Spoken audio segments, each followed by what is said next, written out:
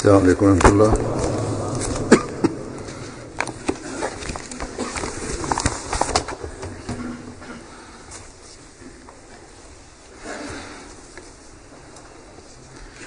أشهد أن لا إله إلا الله وحده لا شريك له وأشهد أن محمدا عبده ورسوله أما بعد فأعوذ بالله من الشيطان الرجيم بسم الله الرحمن الرحيم الحمد لله رب العالمين الرحمن الرحيم مالك يوم الدين إياك نعبد وإياك نستعين اهدنا الصراط المستقيم صراط الذين أنعمت عليهم غير المغضوب عليهم ولا الضالين.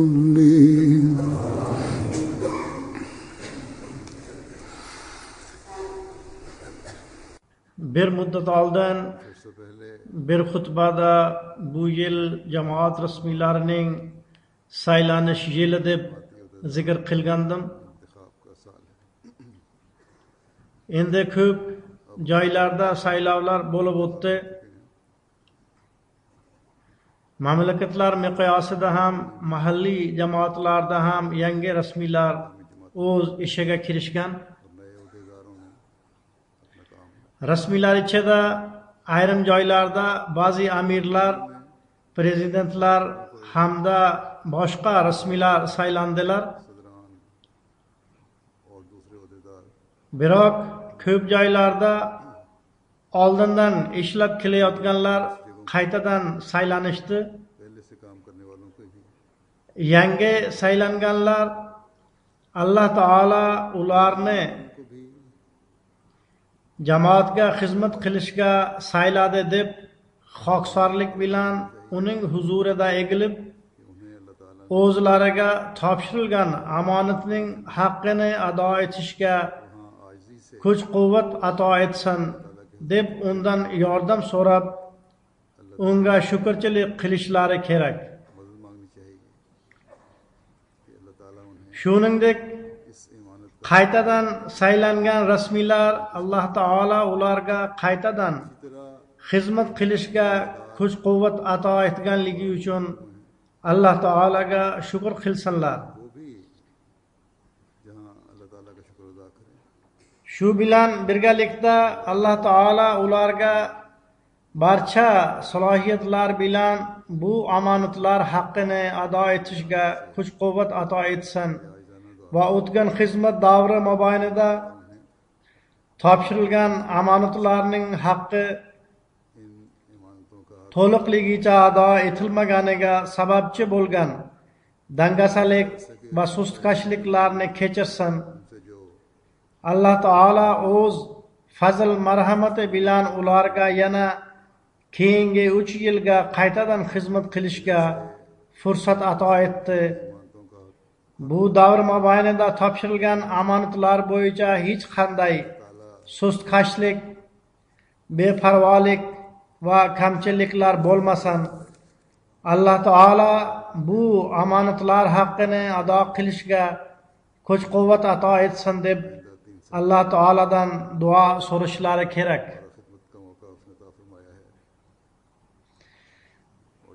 Esda tutish kerakki, jamoatga qilinadigan xizmatni bir oddiy xizmat deb tushunmaslik kerak.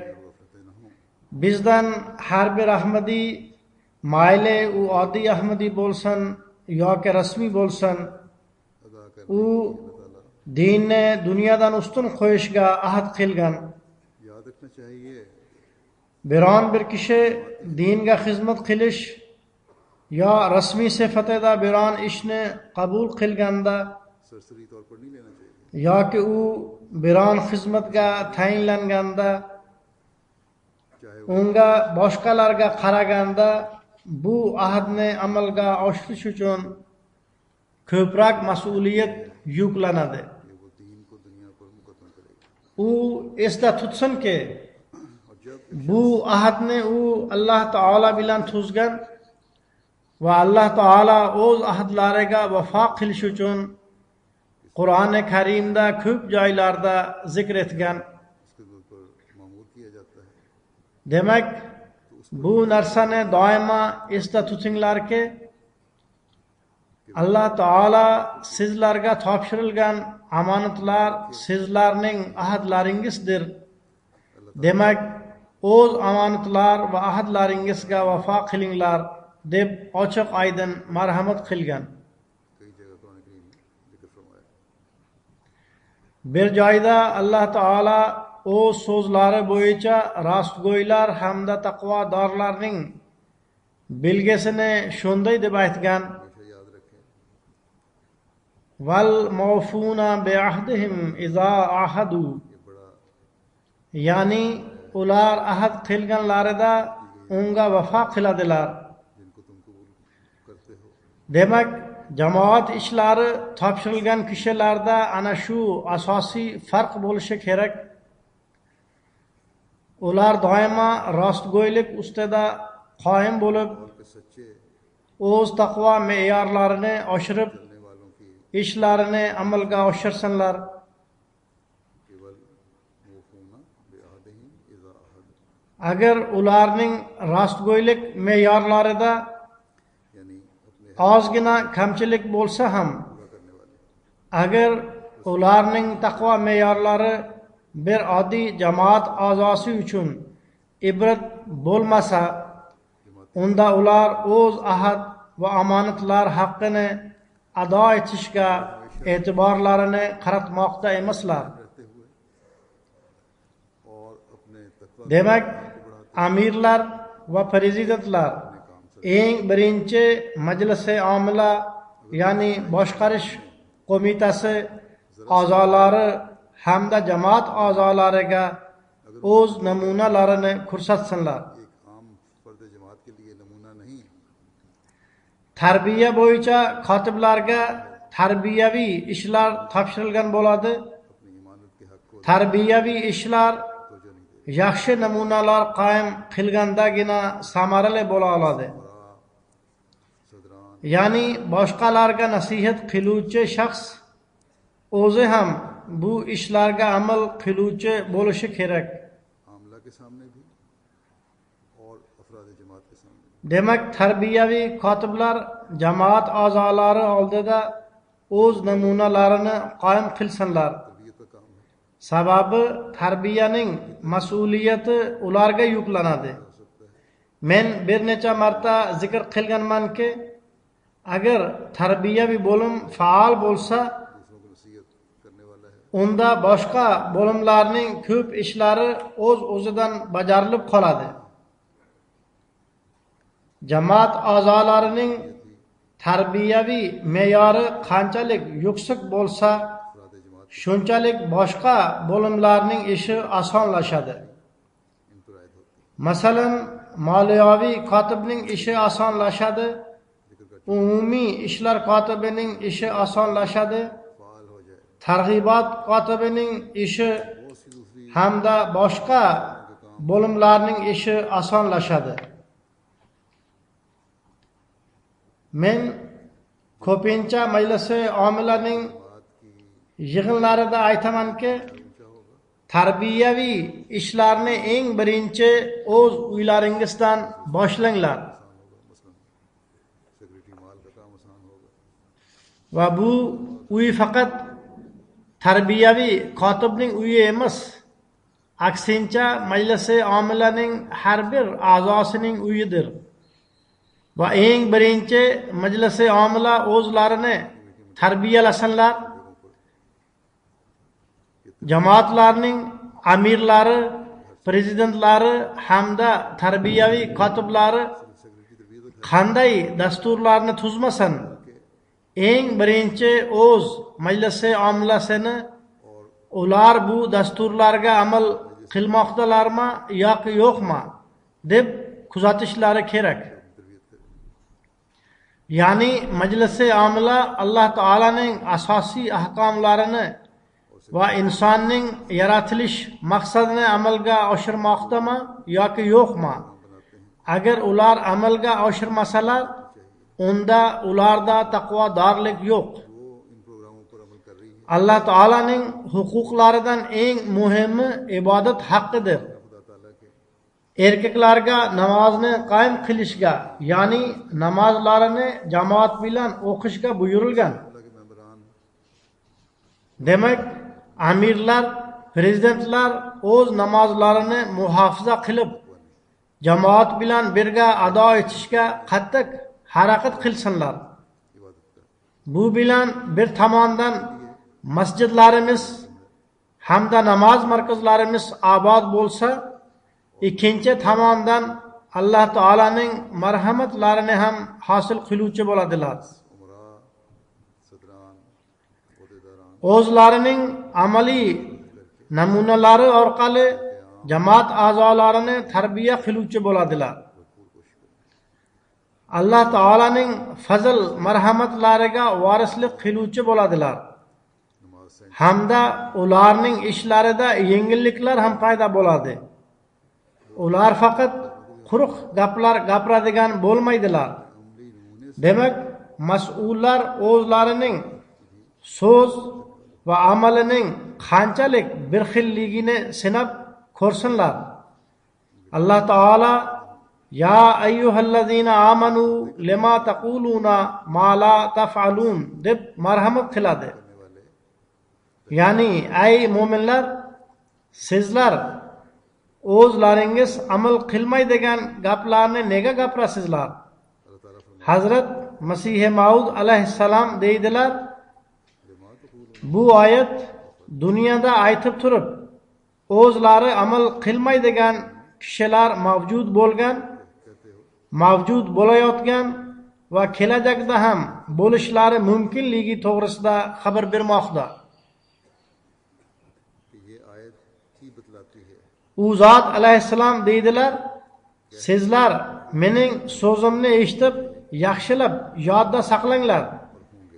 Insonning so'zlashuvi chin qalbdan bo'lmasa, hamda amaliy kuch unda bo'lmasa, u ta'sirchan bo'lmaydi. U zot alayhissalom deydilar, amal bo'lmaguncha faqat quruq so'z va gaplar hech foyda ko'rsata olmaydi. Va quruq gaplar Alloh taolo nazdida hech qanday qiymatga ega emas. Ya'ni amalsiz gaplar Alloh taolo huzurida hech bir ahamiyatga ega emas. Demak, Hazrat Masih Maud alayhissalom ana shu buyruq asosida bizga ochiq oydinlashtirib qo'ydiki, bizning amal va so'zlarimiz o'rtasida qarama-qarshilik bo'lmasligi kerak. Demak, bu narsani ko'z oldida qo'yib, eng ko'p o'zlarini sinab turuvchilar bizning rasmiylarimiz bo'lishi kerak. Qayerda oralik ko'proq bo'lsa yoki uylar soni oz bo'lsa, hamda masjid yoki markaz yo'q bo'lsa, u yerdagi uylarda namozlarni o'qishni uyushtirsa bo'ladi. Va haqiqatda bu ish qiyin emas. Ko'pgina ahmadiylar, ular rasmiylardan ham emas va ularga hech qanday mansab ham topshirilmagan. Biroq ular o'z uylari atrofidagi ahmadiylarni yig'ib, jamoat bilan namoz o'qishni uyushtiradilar. Demak, agar ahamiyatini tushunsak, uddalasak bo'ladi. Bizning rasmiylarimizning barchasi jamoat bilan namoz o'qishni his qilishlari kerak. aks holda ular Qur'oni Karimda takror tavsiya qilingan omonatlarning haqqini ado qiluvchi bo'lmaydilar. Demak, rasmiylar doimo bu narsani ko'z oldiga qo'yishlari kerakki, Alloh taolo haqiqiy mo'minlarning belgisini shunday aytib bergan. Ular o'z omonatlari va ahdlariga rioya qilib, इनकी निगरानी करने वाले ularni muhofaza qiluvchi bo'ladilar. देखने वाले हैं। Ular bizga topshirilgan omonatlarda va biz qilgan xizmat ahdida qandaydir kamchilik yuz bermoqdaymizmi deb o'zlarini kuzatib turishlari kerak. Zero bu bir arzimagan narsa emas. Alloh taolo Qur'oni Karimda innal ahda kana mas'ula deb marhamat qiladi. Ya'ni har bir ahd va paymon to'g'risida so'raladi. Ibodat nihoyatda asosiy narsa bo'lib, insoniyat yaralishining maqsadidir. Buning haqqini albatta ado qilishimiz kerak. Shu haqda sustkashlik ayniqsa rasmiylar tomonidan hech bo'lmaslik kerak. और इसका हक तो अदा Aksincha hech bir haqiqiy mo'min tomonidan beparvolik bo'lmaslik kerak. हकीकी मोमिन की तरफ से नहीं Bundan tashqari ham ayrim narsalar borki, rasmiylar ularni e'tiborga olishlari kerak. जिनका Bu narsalar odamlarning haq-huquqlari hamda jamoat a'zolari bilan rasmiylarning tutgan muomalasidir. Shuningdek, bu narsalar rasmiylarning lavozimlariga ham tegishlidir. Biron bir rasmiy yetakchi bo'lish yoki yetakchi qilinish tasavvuri bilan biron xizmatga tayinlanmaydi. Aksincha, islomda rasmiyning tasavvuri umuman boshqachadir. Payg'ambar sallallohu alayhi vasallam buni shunday bayon qilganlar: qavmning sardori ularga xizmatchi bo'ladi. Demak, bir rasmiy odamlar bilan muomala qilganda o'z omonatining haqqini ado qilishi, qavmga xizmatchi bo'lib turishi lozim. Bu ahvol insonda qurbonlik ruhi bo'lganda va unda xoqsorlik, kamtarlik va sabr me'yorlari boshqalardan yuqoriroq bo'lgandagina paydo bo'la oladi. Ba'zida rasmiylar boshqalarning tanqidiy gaplarini ham eshitishlariga to'g'ri keladi. Agar eshitishga to'g'ri kelsa, eshitib olishlari kerak. उसका सब्र का मयार Har bir rasmiy o'zining chidamlilik me'yori qanchalik yuqori ekanligini va xoqsorlik holatining qay darajada ekanligini o'zi tekshirib oladi. वो सुननी पड़े Ba'zida chidamliligi umuman yo'q rasmiylarning munosabatlari mening oldimga yetib keladi. उनका ये बर्दाश्त का पैमाना कितना Ularga birov xunuk muomala qilayotgan bo'lsa, ular ham javoban shunday muomala qila boshlaydilar. बाज़ दफ़ा Agar biror oddiy kishi qo'pollik va axloqsizlik bilan muomala qilsa, बिल्कुल भी नहीं होता। odamlar uni axloqsiz kishi yoki axloqi yo'q kishi deb ataydi. बदतमीजी कर रहा है Bundan unga hech qanday farq yo'q. शुरू कर देते हैं। Biroq bir rasmiyning og'zidan noto'g'ri so'zlar chiqqanda, u rasmiyning o'z izzat ikromi va viqoriga putur yetadi. फर्क नहीं पड़ता। Va shu bilan birgalikda jamoat a'zolariga ham salbiy ta'sir o'tadi. Jamoat yuksak ma'naviy darajasiga ega bo'lishi kerak. Hazrat Masih Maud alayhissalom jamoatning ana shunday yuksak darajada bo'lishini xohlaydilar. Unda bittagina shunday voqea ham jamoatning nomini bulg'ashga sababchi bo'lib qoladi. Va shunday voqealar ayrim joylarda ba'zan और जिस माया yuz beradi ham. हज़रत मसीह मौद अलैहिस्सलाम ने Masjidlarda talash tortishuv boshlanadi. Bu narsa bolalar va yigitlarga juda yomon ta'sir qiladi. तो जमात की Alloh taolo bizdan nimani xohlaydi va qurbonlikning a'lo me'yorlarini qoyim qiluvchilarning zikrini Alloh taolo qanday bayon qilgan? alloh taolo bir joyda marhamat qiladi va yusiruna ala anfusihim, ya'ni mo'min kishilar o'z diniy birodarlarini o'z nafslaridan ustunroq tutishadi. Ansorlar muhojirlar uchun bu misolni qayd qilganlar. Ana shu namuna biz uchun hamdir. Boshqalarni ustunroq tutish bu juda katta gap. Biroq ba'zida haqqi bor kishining haqqi ham ado etilmaydi. Odamlarning ba'zi masalalari rasmiylarga yoki markazga jo'natish uchun yoki markazdan ma'lumot olish uchun jo'natiladi. Bu haqda beparvolik bilan ma'lumot beriladi yo to'g'ri taftish qilinmaydi yoki bu masala juda ham kechiktirib qo'yiladi.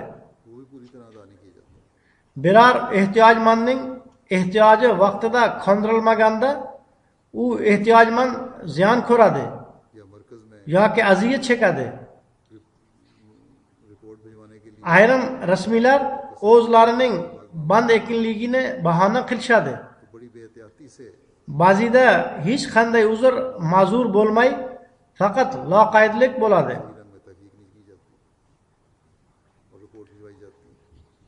Agar ularning o'zlarining yoki yaqinlarining masalasi bo'lsa, unda e'tiborlari boshqacha bo'ladi. Demak, agar xizmat qilishga haqiqiy jo'shqinlik bo'lsa va o'zlarining omonat haqqini ado qilish kerak bo'lsa, unda boshqalarga hushyorlik bilan yordam berish kerak. Shunday qurbonlik ruhi bo'lganda va boshqalarning mushkulotini o'zining mushkuloti deb tushunib ishlar olib borilganda jamoat a'zolarining qurbonlik me'yorlari ham oshadi hamda bir-birimizning haq huquqlarini bosib olish o'rniga haq huquqlarini ado etishga e'tiborimiz qaratiladi.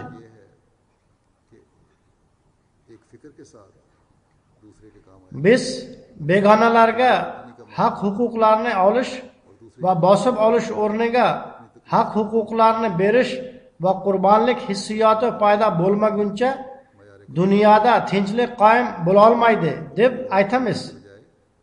Biroq agar shu me'yorlar bizda bo'lmasa, unda biz Alloh taolo yoqtirmagan ishni qilayotgan bo'lamiz.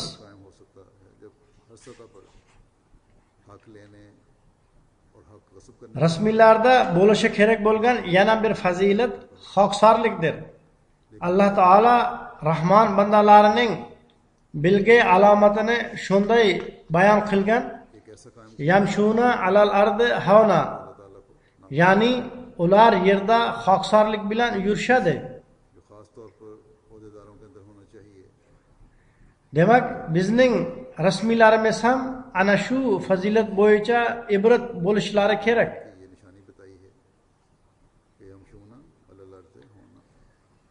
Kimda qanchalik katta mansib bo'lsa, u shunchalik xizmat hissiyoti bilan odamlar bilan uchrashishda xoqsorlik ko'rsatishi kerak. Bu buyuklikdir. Odamlar rasmiylarning munosabatlarini ham kuzatishadi, ham sezishadi. Gohida odamlar menga ham faloncha rasmiyning munosabati oldin shunaqa edi. Biroq bugun men suyundimki, boyagi rasmiy menga faqat salom bermay, mening hol ahvolimni ham so'radi va juda ham ochiq ko'ngillik bilan muomala qildi. Uning munosabatini ko'rib suyundik va u rasmiyning buyukligi namoyon bo'ldi deb yozishadi. Demak, jamoatning ko'pchiligi shundayki, ular rasmiylarning mehr muhabbat va shafqat munosabatini ko'rib har qanday qurbonlik uchun tayyor bo'lib qoladi. Agar biron bir rasmiyning ko'nglida o'zining mansabi natijasida qandaydir kattalik yoki takabburlik hissi paydo bo'lgan bo'lsa, u esda tutsinki, bu narsa Alloh taoladan uzoqlashtiradi. Inson Alloh taoladan uzoqlashganda uning ishida baraka ham qolmaydi. दिल में अपने ओहदे की वजह से Din ishi esa u xolisan Alloh taolaning roziligi uchundir. या तकब्बुर पैदा होता है। Alloh taolaning roziligi bo'lmaganda shunday kishi jamoat uchun foydaning o'rniga ziyon sababchisi bo'lib qoladi. खुदा ताला से इंसान दूर हो जाता है तो फिर काम में बरकत नहीं रहती। Demak, rasmiylar o'zlarida xoqsorlik bormi, yo'qmi, yoki bor bo'lsa qanchalik bor deb doimo o'zlarini tekshirib turishlari kerak. रजा ही नहीं रही Payg'ambar sallallohu alayhi vasallam के लिए बजाय फायदे के kimda kim qanchalik xoqsorlik va kamtarlikni ixtiyor qilsa, हमेशा Alloh taolo shunchalik u kishiga yuksak daraja ato etadi deb marhamat qilganlar. आजी है Demak, har bir rasmiy buni esda tutishi kerakki, agar Alloh taolo unga jamoatga xizmat qilish uchun imkoniyat bergan bo'lsa, bu Alloh taolaning mehribonligidir. अल्लाह ताला Uning mehribonligiga shukrchilik, xoqsorlik va kamtarlikni oshirishdir. हर ओहदेदार को याद रखना चाहिए कि उसको Agar kamtarlik va xoqsorlikni oshirmasa, unda Alloh taolaning mehribonligiga shukrchilik qila olmaydi. एहसान का शुक्र की Ba'zan shunday holat kuzatiladiki, ayrim kishilar oddiy vaziyatda birov bilan uchrashsalar, judayam xoqsorlikni izhor etishadi. Biroq qo'l ostidagi kishi yoki oddiy kishi bilan muxolifona fikr bo'lganda, darrov ularning yetakchiligi uyg'onib qoladi आम हालात में अगर मिले va uning katta mansabdorlik tuyg'usi qo'l ostidagi kishi bilan uni takabburlik munosabatiga olib boradi. लेकिन जब किसी का अपने मातहत या आम आदमी से इख्तलाफ राय हो जाए Demak, qachongacha birov xo'p deb bo'ysunib tursa जाग जाती है va hech qanday unga qarshi o'y fikrini bildirmasa, shunday vaziyatdagi xoqsorlik haqiqiy xoqsorlik emas, aksincha sun'iydir. Darhaqiqat birov qarshi o'y fikr bildirganda yoki uning xohishiga xilof gapirganda uni adolatga qoyim bo'lib turib, किसी ने इख्तलाफ नहीं किया उस वक्त तक आजी का इजहार हो uning fikrini yaxshilab ko'rib chiqib qaror qabul qilish bu haqiqiy xoqsorlikdir. उस वक्त खुलती है जब इख्तलाफ राय हो Demak, bu xoqsorlik bilan uning bag'ri kengligi ham izhor etiladi. फिर इंसाफ पर कायम रहते Ahvol shunday bo'lgandagina haqiqiy xoqsorlik hisoblanadi. फैसला किया गया बस इस आजी के साथ बुलंद Rasmiylar Alloh taolaning ushbu buyrug'ini doimo ko'z oldida tutishi kerak. तो ये आजी Vala tusair khaddaka linnas vala tamshi fil ardi marha. हमेशा ओहदेदार को अल्लाह ताला का ये हुक्म सामने रखना चाहिए Ya'ni odamlarga kibrlanib yuzingni burishtirma va yerda kerilib yurma. Muxolifona o'y fikr bildirish haqida men aytib o'tdim. Bu haqda shuni ham aytib o'tayki, qonun qoida shubhasiz jamoatning amiriga majlisi omilaning fikrini rad etib, o'z fikricha qaror qabul qilishga huquq beradi. तो इस बारे में ये भी Biroq doimo barchani birdek olib ishlarni olib borish kerak va ko'pchilikning maslahati bilan qarorlar qabul qilinib ishlar bajarilishi kerak. Ba'zi joylarda amirlar rad etish haqqini ko'plab ishlata boshlaydilar. ये कोशिश करनी चाहिए Bu haqni nihoyatda favqulodda vaziyatlarda ishlatish kerak. Ya'ni jamoatning manfaatini e'tiborga olib, bu narsani majlisi omilada oydinlashtirib, jamoatning kengroq miqyosdagi manfaati uchun ishlatilishi kerak. Bu ish uchun Alloh taoladan duo qilib, yordam so'rash kerak. Faqat o'z aqliga suyanmaslik kerak. Shu narsa ham oydinlashsinki, jamoat prezidentlariga, hattoki milliy prezidentlarga ham majlisi omilaning tavsiyalarini rad etib, o'z tavsiyasi bo'yicha qaror qabul qilish huquqi yo'q. सिर्फ अपनी अकल पर भरोसा न करें। O'zining ish faoliyati doirasini tushunish uchun rasmiylar qonun qoidalarini o'qib chiqishlari va tushunishlari shart. Agar qonun qoidalar bo'yicha ishlarni olib borsalar, shunda majlisi omila va jamoat a'zolarining tashvishlanishiga sababchi bo'ladigan mayda-chuyda masalalar paydo bo'lmaydi. पढ़ें और समझें। अगर कवायद और ज़वाबित के मुताबिक Rasmiylarda अमल करेंगे qo'l ostidagilari bilan yaxshi muomalada bo'lish fazilati ham bo'lish kerak. अंदर या अफराद Jamoatning ko'pgina ishlari ko'ngilli ravishda bajariladi. Jamoat a'zolari jamoat ishlari uchun Alloh taolaning roziligini istab, jamoat bilan bo'lgan aloqa va muhabbat uchun vaqt ajratishadi. जमात के अक्सर काम Mas'ullar o'z ishchilarining hissiyotlariga rioya qilib, अफराद जमात वक्त दे ular bilan yaxshi muomala qilishlari kerak.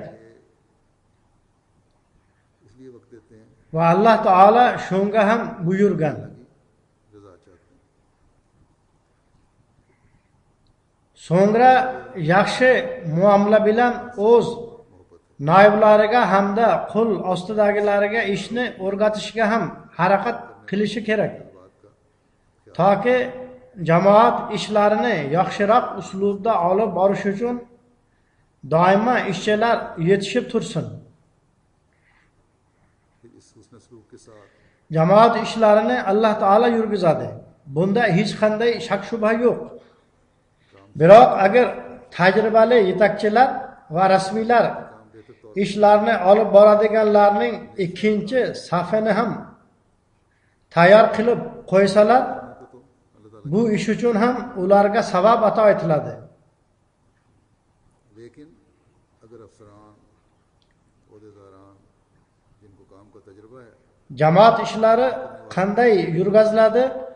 Bu to'g'risida Alloh taolaning fazl marhamati bilan menda ham va oldingi xalifalarda ham hech qachon tashvish paydo bo'lgani yo'q. Alloh taolo Hazrat Masih Maud alayhissalomga va'da bergan, u inshaalloh ishlarni olib boruvchi samimiy kishilarni ato etib turadi. Hazrat Xalifatul Masih Solis 3-xalifa वो इंशाअल्लाह ताला davrida bir rasmiy mening mahoratim va mehnatim sababli moliyaviy tizim juda ham yaxshi ishlamoqda deb o'ylagan edi. 3-xalifaga bu xabar yetganida u zot की वजह से u kishini ishdan olib qo'yib, moliyaviy tizimining mesini ham bilmaydigan kishini tayinlab qo'ydilar. Bu Alloh taolaning ishi bo'lganligi hamda zamon xalifasi bilan Alloh taolaning bo'lgan muomalasi natijasida yangi hech narsani bilmaydigan yetakchining ishi shu darajada barakali bo'ldiki, undan oldin hech ham tasavvur ham yo'q edi. वो नए आने वाले अफसर को कुछ भी नहीं पता था। Demak, rasmiylar, ya'ni jamoat ishchilariga Alloh taolo imkoniyat ato etadi. O'z hayotlarini bag'ishlaganlarga Alloh taolo ular jamoat va dinga xizmat qilib turib, Alloh taolaning fazl marhamatlariga voris bo'lsin deb imkoniyat beradi. Aksincha barcha ishlarni Alloh taolo o'zi bajarmoqda. Bu uning va'dasidir. अल्लाह ताला के फजलों के वारिस Shuning uchun hech kimning o'yida mening tajribam va mening bilimim jamoat ishlarini yurgizmoqda yoki yurgiza oladi degan gumon bo'lmasligi kerak. कि मेरा तजुर्बा Jamoat ishlarini Alloh taolo fazl marhamati yurgizmoqda. Bizning ko'pgina nuqson va kamchiliklarimiz borki, agar ishlar dunyoviy bo'lsa, ular barakali bo'la olmasdi va ularning natijalari yaxshi chiqa olmasdi.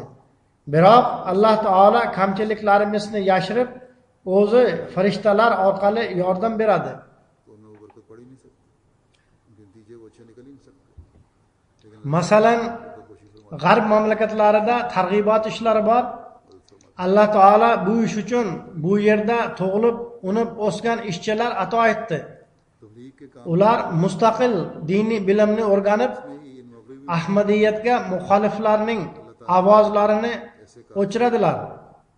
यहाँ पले बड़े Ular shunday javob qaytaradilarki, kishi hayron qoladi. तौर पर दीनी इल्म हासिल किया Ko'plab shunday yigitlar borki, मुंह बंद कर ularning javoblarini eshitib, muxoliflar qochib ketishadi. इंसान हैरान रह जाते Qisqasi, rasmiylar इनके इस तरह dinga xizmat qilishni o'zlarining qandaydir tajriba, layoqat va qobiliyat natijasi deb emas, Alloh taolaning fazl marhamati deb tushunsinlar. खिदमत दीन के मौके को फजल इलाही समझें Rasmiylarda ochiq yuzlilik hamda ochiq ko'ngillik fazilati ham bo'lishi kerak. Alloh taolo va qulu linnasi husna deb marhamat qiladi. Ya'ni odamlarga yumshoqlik hamda ochiq ko'ngillik bilan muomala qilib gapiringlar. वकूलु लिन्नास Demak, bu ham asosiy axloq bo'lib, लोगों के साथ mas'ullarda ko'proq bo'lishi kerak. O'z qo'l ostidagilari bilan yoki boshqa odamlar bilan suhbatlashganda बहुत ज्यादा bu narsani e'tiborga olib, a'lo axloqlarni zohir etish kerak. वालों से Gohida uyushtirish ishlarida ba'zida qattiq qo'llik qilishga to'g'ri keladi. Biroq ular onda sonda bo'ladi. बात करें Agar birovga mehr muhabbat bilan tushuntirilsa va rasmiylar odamlarga o'z hamdardligini sezdirib qo'ysalar, सख्ती से unda 99% kishilar tushunib olib, मामलात yordamlashishga tayyor bo'lib qoladi. की जरूरत पड़ जाती है Chunki ularning jamoat bilan aloqasi bor. Biroq eng muhim va katta shart shuki, इंतहाई कदम है rasmiylar bizga hamdarddir degan his tuyg'u odamlarda paydo bo'lishi kerak. लोगों को ये एहसास Odamlarga yumshoq muomala qilinglar.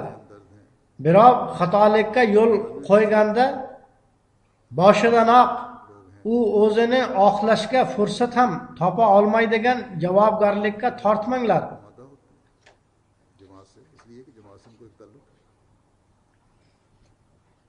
Biroq qayta xatolikka yo'l qo'yuvchilar hamda mayda-chuyda gaplarda fitna fasod qiluvchilarga qattiq qo'llik ham qilishga to'g'ri keladi. कि ओहदेदार हमारे हमदर्द हैं Biroq bu uchun ham yaxshilab taftish qilish kerak hamda bu qattiq qo'llik shaxsiy o'ch olishga aylanmay पकड़ न कर लें isloh uchun bo'lishi kerak. का सही तरह मौका ही ना मिले Payg'ambar sallallohu alayhi vasallam बार बार करने bir marta Yamanda tayinlagan hokimlariga shunday deb करते हैं nasihat qildilar. उनके साथ सख्ती भी करनी Odamlarga qiyinchiliklarni yaratmay, yengilliklarni yaratinglar. Muhabbat hamda xursandlikni tarqatib, nafrat uyg'onishga yo'l qo'ymanglar. ذاتی अनाथ की शक्ल Demak, bu shunday nasihatdirki, u rasmiylar va jamoat a'zolari o'rtasidagi aloqalarni go'zallashtiradi. एक मौके पर So'ngra buning natijasida jamoat a'zolarida bir-birining hissiyotlariga rioya qilish ruhi paydo bo'ladi. आसानी पैदा करना मुश्किलें ना पैदा करें Demak, rasmiylar, amir va prezidentlar tarbiya qiluvchi bo'limlar hamda qaror chiqaruvchi idoralarga juda katta mas'uliyat yuklanadiki, ular odamlar uchun yengilliklar yaratish yo'llarini o'ylasinlar. Biroq shuni ham e'tiborga olish kerakki, bu yo'llar Alloh taolaning ahkomlariga muvofiq bo'lishi lozim. का ख्याल रखने Dunyo prastlarga o'xshab yengilliklarni yaratish uchun Alloh taolaning buyruqlarini unutib yubormaslik zarur. जिम्मेदारी है Biz shariat doirasi ichida bo'lib turib, Alloh taolaning roziligini ustun qo'yib, bandalarning haq-huquqlarini ham ado qilishimiz hamda o'z ahd va paymonlarimiz va omonatlarimizni ham muhofaza qilishimiz kerak. कि अल्लाह ताला Men aytib o'tganimdek, qonun qoidalar kitobini har bir rasmiy ko'rib chiqishi va o'z bo'limining ishlarini bilib olishi zarur. Har bir kishi o'z had hududlarini bilishi kerak. ताला की रजा को मुकद्दम रखते हुए Ba'zida rasmiylar o'z had hududlarini ham bilmaydilar. Bir bo'lim bir ishni qilayotgan bo'ladi, biroq haqiqatda bu ish boshqa bo'limga tegishli bo'ladi. Yoki gohida bunday ishlarda shunday qisqa farq bo'ladiki, unga e'tibor bermay turib, ikki bo'lim bir-birining had hududiga o'tib ketishadi. O'tgan kunlarda men Angliyaning majlisi omila yig'iniga qatnashdim. U yerda ham shu narsani sezdimki, bu qisqa farqni tushunmaslik sababli bahs boshlanadi. दूसरे शुबे में वो Agar ular qonun qoidalarini o'qisalar, या बाज दफा bunday bahslarda vaqt zoya bo'lmaydi. फर्क Masalan, targ'ibot bo'limi targ'ibot ishlarini olib boradi को गौर न कर hamda odamlar bilan aloqa qiladi. दाखिल हो रहे हो Sababi bu aloqalar natijasida da'vat ishlari tarqaladi. क्योंकि मजलिस आमला से मीटिंग थी Xuddi shunday tashqi ishlar bo'yicha bo'lim bor. U ham odamlar bilan aloqa o'rnatadi va jamoatni ham tanishtiradi. Iqobining had hududlari alohida. Bittasi targ'ibot maqsadi uchun aloqa o'rnatadi, ikkinchisi esa jamoatchilik bilan aloqalar o'rnatish va bu aloqalarni kengaytirish uchun ishlaydi. भी चलानी है और Haqiqiy maqsad jamoatni tanishtirish va din tomon rahnumolik qilishdir. इसी तरह Tokim dunyoni Alloh taolo tomon olib kelib, उसमें भी रब्त ularning dunyo va oqibatlarini tuzatishiga harakat qilsin. दोनों का दायरा अलग है Hamda dunyoning tinchlik ahvoliga ham e'tiborlari qaratilsin. दूसरे ने Hech qanday dunyoviy mukofot yoki yorliqlar olish bizning maqsad muddaomiz emas. Haqiqiy maqsad Alloh taoloni xursand qilib, uning roziligiga erishishdir. Agar bo'limlar bir-biri bilan hamkorlikda ishlarini olib borsalar, unda natija bir necha marta yaxshiroq chiqadi. भी संवारने की हम कोशिश करें Ba'zi joylardan bo'limlarga budjet mablag'lari to'g'ri ajratilmaydi degan fikr ham bildiriladi. Majlisi shurada tasdiqlangan budjet mablag'lari har bir bo'limga berilishi kerak. Tegishli kotib uni sarflash huquqiga ega. Biroq kotib o'zining yillik ish loyihasini taqdim etib, तो नतीजा कई गुना tasdiqlangan ish loyihasi bo'yicha sarflashi zarur va majlisi omilaning har bir yig'inida uning ishi ko'rib chiqilsin. Budget सही तरह Agar tasdiqlangan loyihada qandaydir o'zgartirish kerak bo'lsa yoki ishni yaxshilash imkoniyati bo'lsa, शुरा में unga e'tibor qaratilsin va u qaytadan ko'rib chiqilsin. और उसके खर्च का मुतल्लिका सेक्रेटरी को Yana amir, prezident va jamoat kotiblarining eng muhim ishi shuki, कि secretary markazdan kelgan ko'rsatmalar va e'lonlarga tezda amal qilish va jamoatlar orqali amal qildirishdir. Ba'zi jamoatlar to'g'risida ular markazning हर Amla meeting ba'zi jamoatlar to'g'risida ular markazning ko'rsatmalariga या काम के तरीके to'liqlayin amal qilmaydilar degan shikoyat ham yetib keladi. Agar biron bir ko'rsatma to'g'risida qaysi bir mamlakat yoki jamoat u yerdagi mamlakat vaziyati sababli qandaydir xavotirlansa, ular darrov markazga xabar qilib, u ko'rsatmada ये भी बहुत अहम o'zgartirishni kiritishni iltimos qilsinlar. जाती हैं Bu amir va prezidentning ishidir.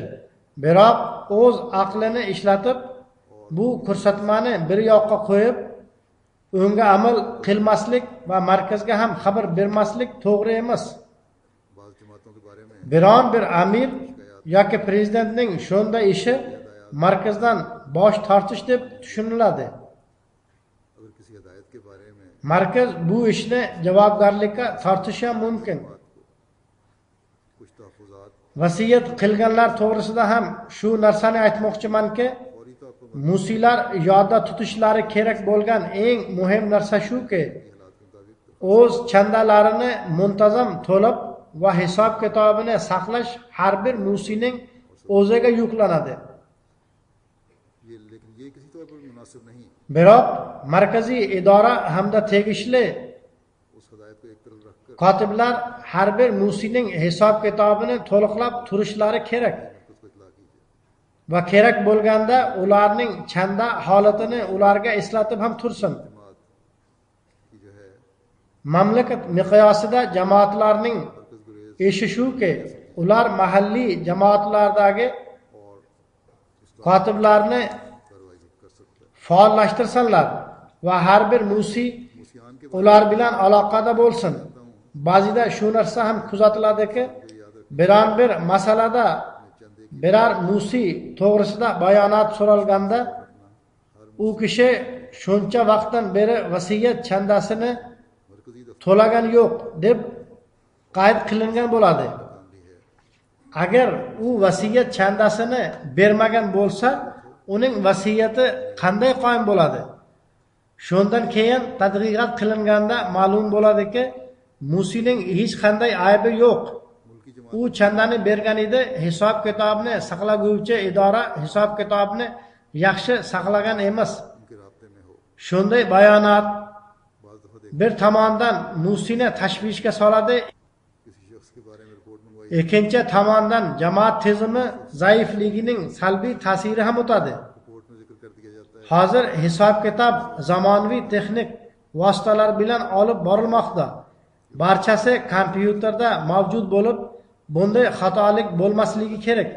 Har bir mamlakatdagi vasiyat kotiblari hamda moliyaviy kotiblar o'z mamlakatining jamoatlaridagi kotiblarni faollashtirsin. तो ऐसी report Bu ishni gohi-gohida ko'rib chiqish jamoat amirining ishidir. Faqat chandani yig'ib, uning xabarini markazga yetkazish ularning ishi emas, balki bu tizimning ishonchli tizimga aylantirish hamda markaz va mahalliy jamoat tizimi o'rtasida mustahkam aloqani o'rnatish ham amirlarning ishidir. हर मुल्क के सेक्रेटरियान वसाया और सेक्रेटरियान Shuningdek, men da'vatchi va targ'ibotchilar to'g'risida ham bir narsa aytmoqchiman. Ba'zi joylarda da'vatchilar va targ'ibotchilarning muntazam har oy uchrashuvi bo'lmaydi. वक्तन Targ'ibotchilar boshlig'iga har oy muntazam uchrashuvlar uyushtirish mas'uliyati yuklanadi. उनका काम नहीं। Jamoatning tarbiyaviy va da'vat ishlari ko'rib chiqilsin. इस निज़ाम को काबिल एतमाद बनाना Kimda kim yaxshiroq ishlagan bo'lsa, u haqda fikr mulohazalar मजबूत रब yurgizilsin va u foydalangan yo'l yo'riqdan boshqalar ham foydalansinlar. Xuddi shunday jamoat kotiblari jamoat a'zolariga ko'rsatma beradilar yoki markaz tomonidan yuborilgan ko'rsatmalar to'g'risida ham hisobot bersinlar. Incharge इस बात के Targ'ibotchilar shu narsani ham kuzatsinki, har bir jamoatda bunga qanchalik amal qilinmoqda. Qayerda kotiblar faol bo'lmasa, ayniqsa da'vat, tarbiya hamda moliyaviy qurbonlik to'g'risida u yerda da'vatchi va targ'ibotchilar ularning e'tiborlarini qaratsinlar. अपनाया गया था किसी की तरफ से Alloh taolo barcha rasmiylarga keyingi 3 yil uchun bergan xizmat fursatida ular o'zlarining barcha iste'dodlari bilan ko'pdan ko'p ishlarni amalga oshira olishlari va o'zlarining har bir so'zi va amali bilan jamoatga ibrat bo'lishlari uchun kuch-quvvat ato etsin. कितना काम हुआ है। Namozdan keyin men bir g'oyib janoza namozini ham o'qitaman. U janoza Mirza Munir Ahmad sohibning turmush o'rtog'i muhtarama Tohira Siddiqa sohibanikidir. तवज्जो दिलाएं Marhuma 2016-yilning 13-iyul kuni kechki soat 6da vafot etdilar. Inna lillahi va inna ilayhi rojiun. 10 से ज्यादा Ular Hazrat Navob Abdullah Xon sohib hamda Navob Amtul Hafiz Begim sohibaning uyida dunyoga kelganlar. Hazrat Navob Muhammad Ali Xon sohib hamda Hazrat Masih Maud alayhissalomning nevarasi va Hazrat Mirza Bashir Ahmad sohibning kelini edilar. Alloh taolaning marhamati bilan vasiyat tizimiga kirgan edilar. U kishi 95 yosh umr ko'rdilar. Oliy maktabni Qodiyanda tamomladilar. Hazrat Masih Maud alayhissalomning turmush o'rtoqlari uni o'zlariga qiz deb qabul qilar edilar. U zot unga o'zgacha e'tibor berib, juda ham mehribonlik bilan muomala qilar edilar. Jehlim shahrida turmush o'rtog'i Mirza Munir Ahmad sohib bilan birgalikda yashadilar. U yerda Mirza Munir Ahmad sohibning DSP va DVP ishlab chiqaruvchi zavodlari bor edi. Bir necha oy oldin Ahmadiyatga muxoliflar tomonidan o't qo'yilib yo'q qilindi. U kishi u yerda ayollar uyushmasiga prezident bo'lib ishlaganlar. 1974-yili jamoatga qarshi fitna fasod chiqqanda Jehlim jamoatining ko'pchilik a'zolari ularning zavodiga to'plandilar. Marhuma yig'ilgan odamlarga nihoyatda chiroyli uslubda mehmondorchilik qildi. Uning Amtul Hasib ismli bir qizi 3-xalifaning o'g'li Mirza Anis Ahmad sohibga turmushga chiqqan. Marhumaning bir o'g'li Mirza Nasir Ahmad Jehlimda jamoatga amir bo'lib xizmat qilgan. Zavodiga o't qo'yilgandan keyin ular Jehlim shahrini tashlab ketdilar. Uning bir o'g'li Mirza Safir Ahmad 4-xalifaning kuyovidir. Marhuma juda ham ochiq ko'ngil va yaxshi muomala qiluvchi, sabr va shukr hamda duo qiluvchi, tahajjud namozini o'quvchi, ko'p ibodat qiluvchi ayol edilar.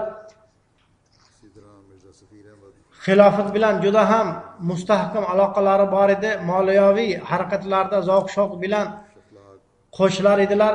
Mehmondorchilik fazilati ham unda bor edi.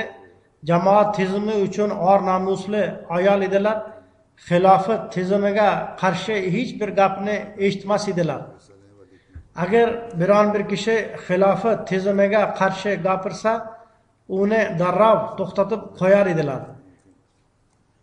Hazrat Onajon, ya'ni Hazrat Masih Maud alayhissalomning turmush o'rtoqlari uni o'z qizi deb qabul qilgan edilar. Uning sepiga berilgan ko'pgina narsalar Hazrat Onajonning shaxsiy narsalari edi. Ularga Hazrat Onajonning nomlari ham yozilgan edi. Alloh taolo marhumaning darajalarini yuksaltirsin, uni mag'firat va rahim qilsin, uning bola chaqasiga ham solih amallarni qilishga hamda xilofat bilan aloqada bo'lib turishga kuch-quvvat ato etsin.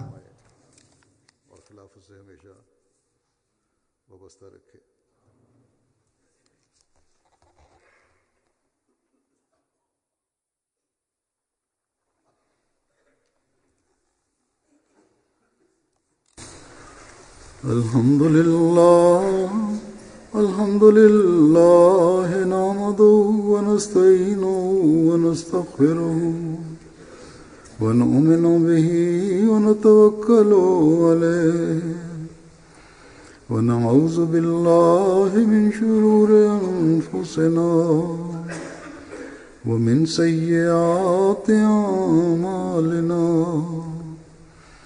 من يهده الله فلا مضل له ومن يضلل فلا هادي له ونشهد أن لا إله إلا الله ونشهد أن محمدا عبده ورسوله عباد الله رحمكم الله إن الله يأمر بالعدل والإحسان وإيتاء ذي القربى وينهى عن الفحشاء والمنكر والبغي يعظكم لعلكم تذكرون اذكروا الله يذكركم وادعوه يستجب لكم ولذكر الله أكبر.